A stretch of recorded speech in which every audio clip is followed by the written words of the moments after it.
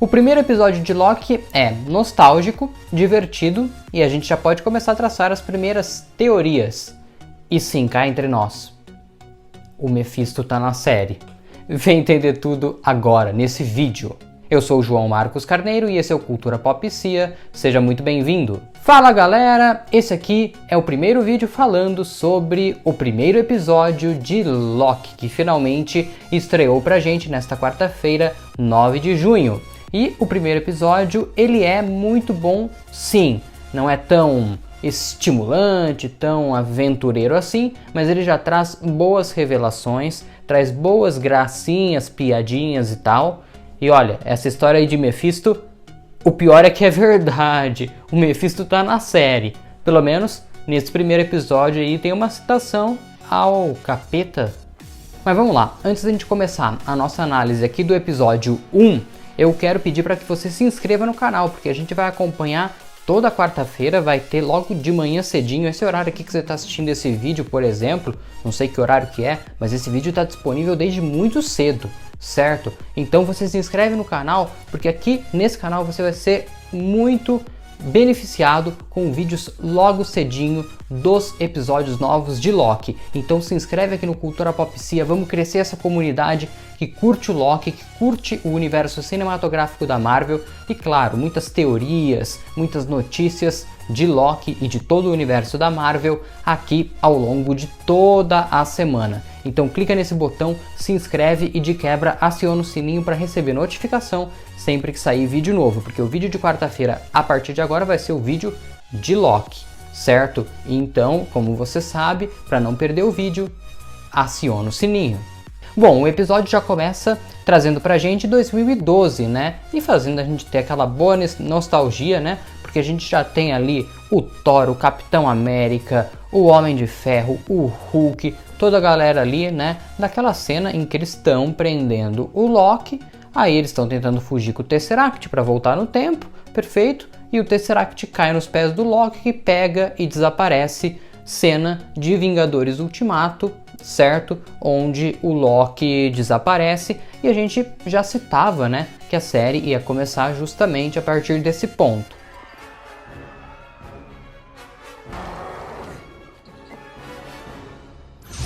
Aí vinha a nossa dúvida. Ele vai começar a brincar com viagem no tempo, com linhas temporais, ou ele logo de cara já vai ser localizado pela TVA e a TVA vai capturá-lo? A segunda opção é a correta. Logo que ele pega o Tesseract, ele já cai imediatamente lá num deserto, e assim que ele cai no deserto, ele dá de cara com os nativos, tenta fazer um discurso, os caras não entendem nada que ele está falando, mas antes que ele consiga falar qualquer outra coisa, logo já aparecem os representantes da TVA, né? Aquela agente que vai perseguir o Loki aí durante toda a série e que quer resetá-lo de tudo quanto é jeito, certo? Já logo o captura, aí tem uma cena muito engraçada, né? Dela acertando ele e a boca toda tremendo enquanto ela coloca aquela meio que uma coleira, né?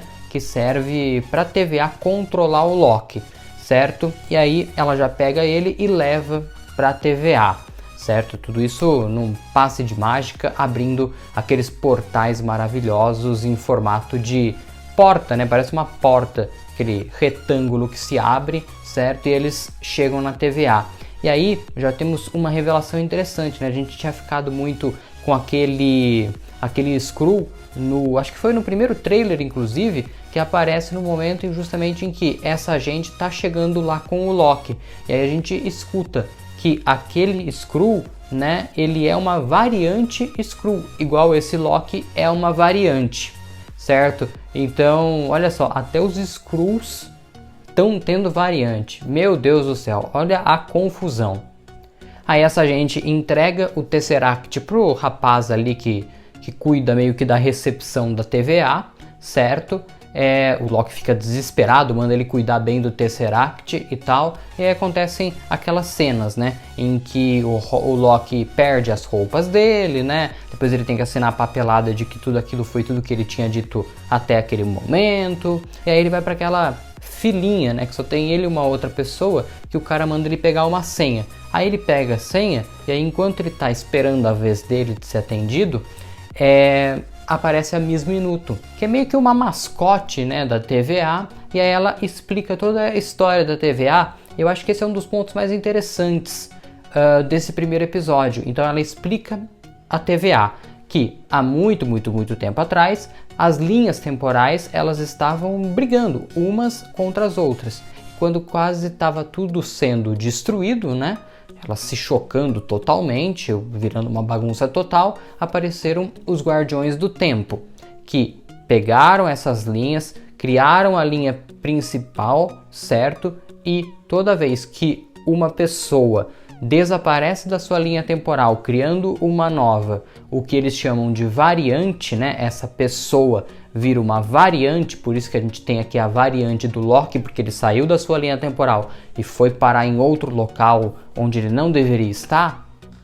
A gente tem ali uma variante e podem existir várias variantes de uma mesma pessoa, que aqui, né, cá entre nós, é o que vai acontecer com o Loki, certo?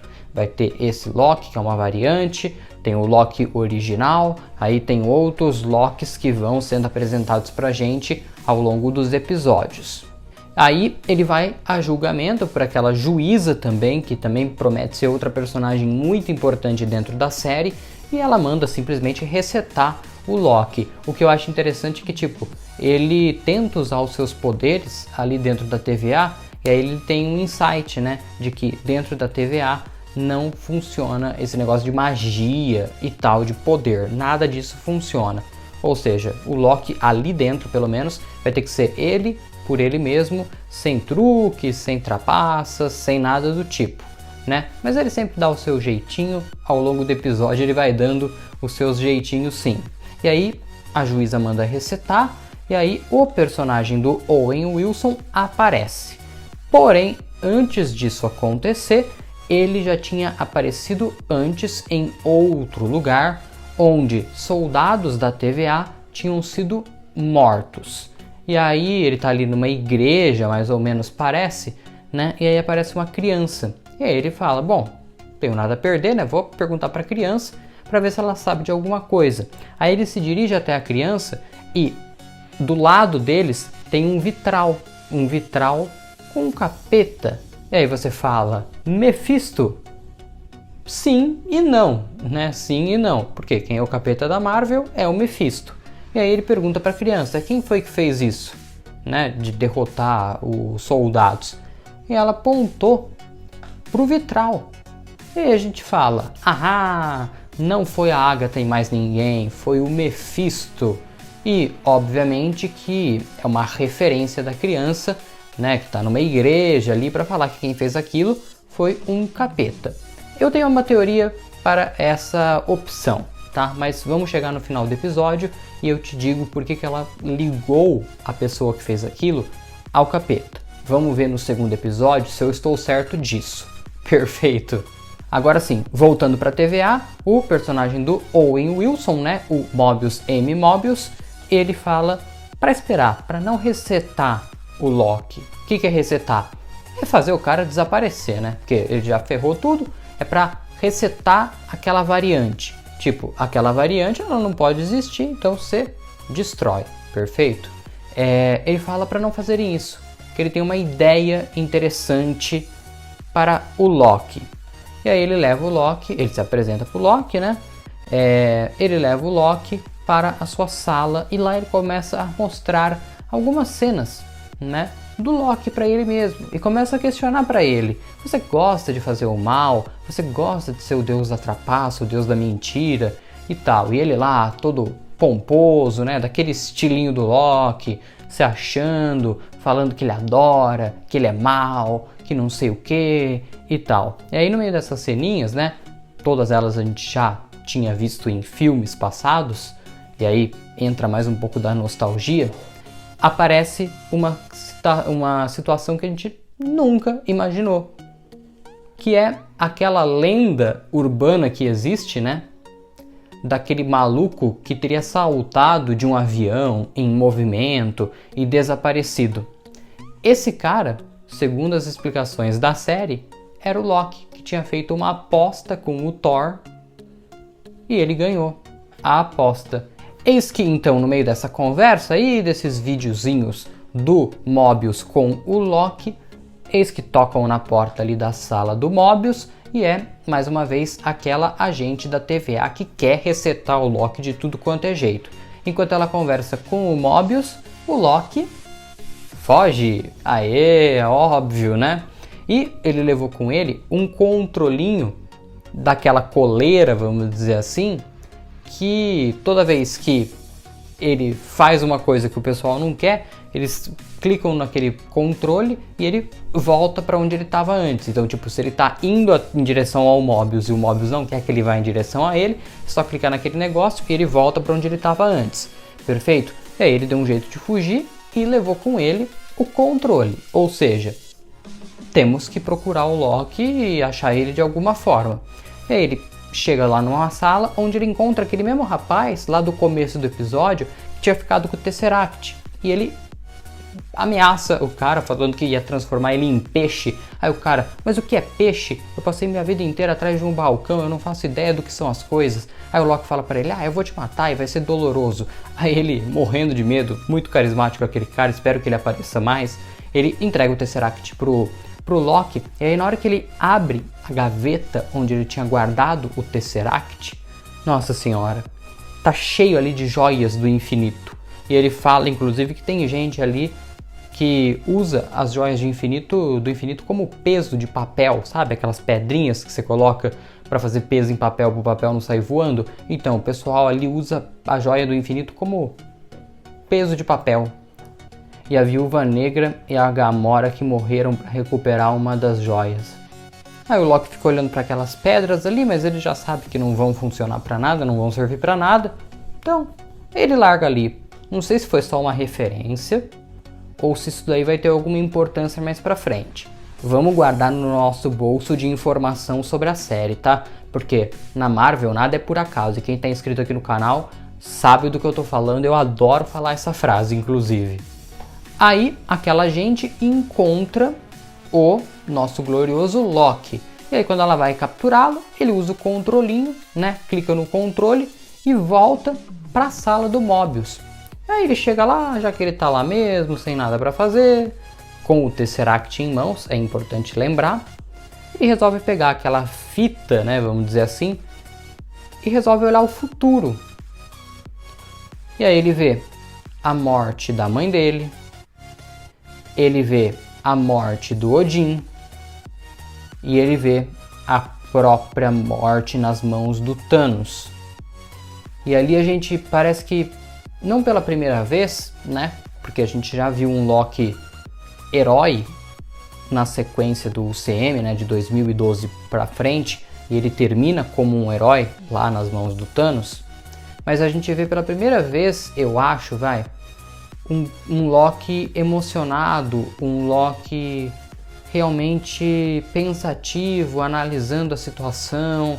Vendo o que está acontecendo. E ele se emociona muito.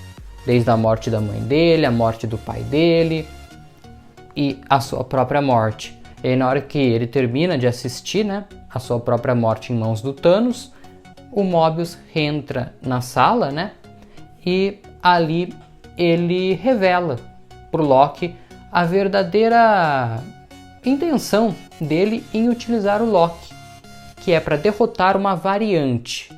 E o Loki tenta entender, né, primeiro, né, ele diz que ele não gosta de fazer o mal, ele não gosta de ser o deus ser o deus da trapaça, mas que faz parte da magia, né?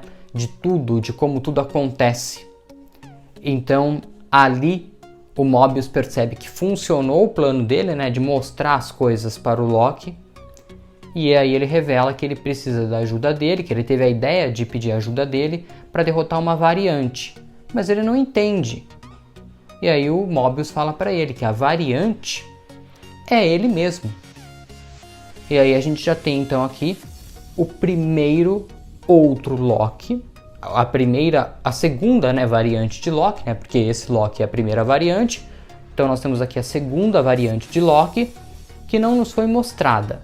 Mas depois que o Mobius diz isso, a gente vai lá para 1958, se eu não estiver enganado, e aí mais soldados, agentes ali da TVA dão de cara com esse outro Loki lá em 1958. E esse Loki atira fogo em tudo ali e ele tá usando um capuz, por isso que eu disse que a gente não consegue visualizar esse Loki.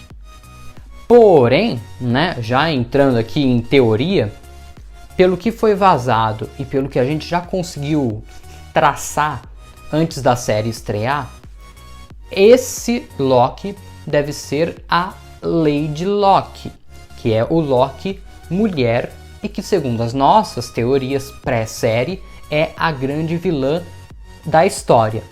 Provavelmente isso aqui nós acertamos, tá? Não é uma teoria muito maluca, como era a teoria de Mephisto em WandaVision, vamos dizer assim, certo? Mas há uma boa possibilidade disso ser verdade e isso provavelmente vai ser mostrado pra gente já no segundo episódio, na próxima quarta-feira. E eu, claro, espero que você esteja aqui comigo, então se inscreve no canal e aciona o sininho, a lembrança é sempre muito bem-vinda. Mas antes da gente ir embora aqui desse vídeo, duas coisas importantes. Perfeito? A história lá que eu falei de por que eu acho que a criança localizou, relacionou a pessoa que estava fazendo aquelas coisas, que tinha matado os agentes da TVA, certo? Que no caso era a Lady Loki, segundo a nossa teoria, e relacionou com o Mephisto. Porque como a gente sabe, o Loki ele tem chifres, né? Naquele negócio que ele usa na cabeça. Então a criança provavelmente deve ter relacionado os chifres ao diabo e aí fez toda essa relação. E segunda coisa, que eu até tinha esquecido de falar quando eu estava falando do julgamento do Loki, certo? A moça lá, né, a juíza, ela mandou o Loki se declarar culpado ou inocente. E ele diz que ele é inocente, que culpados são os Vingadores, que ele tinha percebido, né, porque ele é muito inteligente, que voltaram no tempo para recuperar as joias do infinito. Porque ele percebeu que aqueles caras não eram daquele tempo. O cara é esperto, né? Pra caramba. E aí ela responde para ele que não, porque aquilo que eles fizeram tinha que acontecer. Então é meio que uma resposta muito simplória, mas já que vem da Agência Reguladora do Tempo, então a gente meio que leva como tá bem explicado, né? Porque muita gente falando, mas a viagem do tempo dos Vingadores que estragou tudo, que pode ter causado estrago, que fez o Thanos daquela outra linha do tempo e parar na linha do tempo principal e tal. E aí agora meio que a Marvel explicando pra gente que isso não era problema, isso tava escrito que tinha que acontecer na linha principal. Enfim, se vai ter algum outro tipo de explicação mais detalhada, eu gostaria. Mas, sinceramente, acho que depois dessa daí, que passou batido até, acho que por algumas pessoas, é uma questão aí que acho que eles não vão voltar a se debruçar sobre. Acho que o foco vai ser nesse Loki que escapou e isso realmente não deveria ter acontecido nessa viagem do tempo aí dos Vingadores. Agora sim, galera, muito obrigado pela sua audiência, se inscreve no canal e aciona o sininho pra gente se ver sempre às quartas-feiras falando sobre Loki e ao longo da semana com vídeos de notícias, teorias, tudo sobre o universo cinematográfico da Marvel. Um grande abraço a todos e tchau!